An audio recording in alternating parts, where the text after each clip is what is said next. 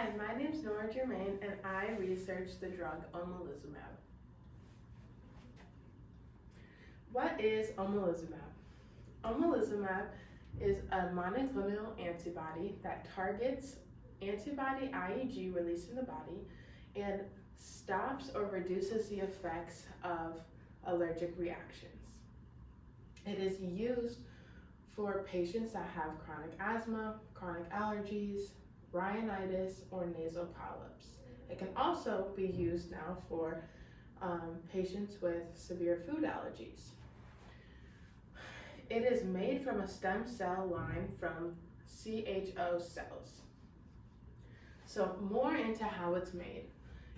It starts by anti-IgE gene is added to a plasmid. That plasmid then goes into a CHO cell, and then the best of those cells that are produced are selected, and they are put together to make omalizumab. Omalizumab is then filtered and purified so that it is safe for clinical use, and then it is made into an injectable solution so that we can give it to patients. So a common name that you'll see in a pharmacy or in a doctor's office is Xolair. And then this over here is the structure of it. It is shaped like a Y, and it is also identically shaped to anti-immunoglobulin E. This base of it is called the heavy chain. It is also the binding site to FcRI. And then up here, this is the most important site, is the antigen binding site or the light chain. There's two of these antigen binding sites. So the clinical use is, first of all, it is given intravenously. It is given in the outer upper part of the arm, the front area of the thigh, or it can also be given in the stomach region. It is given every 2 to 4 weeks, and the dosing depends on body weight and immunoglobulin E levels in the body. It also depends on how frequently you receive the injection. So clinically, it is used to reduce inflammation in the airways and common symptoms of allergic reactions like swelling, itching, redness, and like I said, airway agitation or spasm or closing of the airways. It has also recently been approved by the FDA to be used for patients with severe food allergies. And it is also important to note for clinical use that this is not for an emergency use. Emergency use for, say, an asthma patient is more like a rescue inhaler. This is more of a long-term prevention and a long-term treatment course. So when looking into the mechanism of action for omalizumab, it is important to know what a mast cell is. Mast cells can be found in connective tissue in the body. More specific locations are nasal cavities, the lung and respiratory system or tract, the skin, stomach, or intestines. It plays a crucial role in protecting the body from infection, and also it triggers allergic response in the body. This is what a mast cell looks like. So the normal mechanism of action in the body when it is introduced to an allergen. First off, this is happening in the cell lining. We have our cell lining right up here. And when an allergen it goes into the cell lining, the body releases IgG, which is shown right here. That IgG then binds to a mast cell, and then the allergen can bind onto those binded IgGs, telling the mast cell to release histamine, these black dots here. And like I mentioned, that histamine is what triggers the allergic reaction symptoms, the itching, redness, swelling, trouble breathing, it is the histamine. So, omalizumab interrupts this process and decreases or completely stops the release of histamine from a mast cell. So the mechanism of action of omalizumab is that that light chain or that antigen binding site that I mentioned earlier, right up here, binds to the bottom of the IgG, making it too large to fit into the FcRI receptor on the mast cell. So normally, like I just mentioned, the IgG fits right into there and then the mast cell releases the histamine.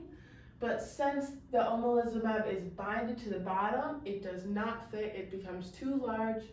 So the mast cell is not being told, basically, to release that histamine. So because it's not being released, those symptoms are greatly decreased. So every drug has side effects and adverse reactions. Some of the more severe side effects could be bone fractures, cancer, heart and circulatory problems, and some of the less severe are bone aches, rash, fever, dizziness. Some of the more common ones include the joint pain, dizziness, fatigue, itching of the skin, and then specifically in patients that receive omalizumab that have a food allergy, injection site redness and rash was common, and then a fever was common. So future research, actually very recently, this was published in 2025, there was a trial going on that compared omalizumab to oral immunotherapy. It was called the OUT match trials. It wanted to look at children, but it also looked at a couple adults. So it looked at 177 children, ages 1 through 17, and then it looked at only 3 adults, ages 18 through 55. The requirements of these participants were that they had to be allergic to less than half of a peanut, and then they also had to have 2 other common allergies. They classified common allergies as milk, eggs, wheat, and other nuts such as cashews and tree nuts. So they had to be allergic to 2 others in that same small amount, comparable to like half a peanut. So these patients had severe food allergies. So what they did in the trial was that they had 2 groups. They utilized placebo medication, which if you're unfamiliar, placebo is basically a fake medication. It does not have any effect to the body. It just tricks the mind into thinking that a patient has received a medication. So group A received an injection of omalizumab and a placebo pill that was there to replicate the oral immunotherapy. And then group B received an oral immunotherapy pill and a placebo injection. Neither participants in group A or B knew which type of therapy they were receiving, and the observers of the 2 groups did not know either. They were just there to observe how much of that allergen they could consume without having a reaction. So at the end of the study, they observed that omalizumab was found to be more effective than the oral immunotherapy. Some data here. 36% of the patients that received the omalizumab treatment could consume 2 grams, which is equivalent to about 8 peanuts, and not have any reaction. Only 19% of patients that received the oral immunotherapy could consume that 2 grams or 8 peanuts without a reaction. So it was shown that omalizumab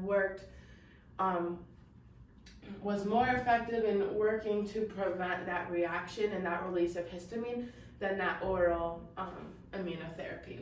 I thought that was a very interesting study, and a great way to test those two different treatment plans. And then here is our reference page. Thank you.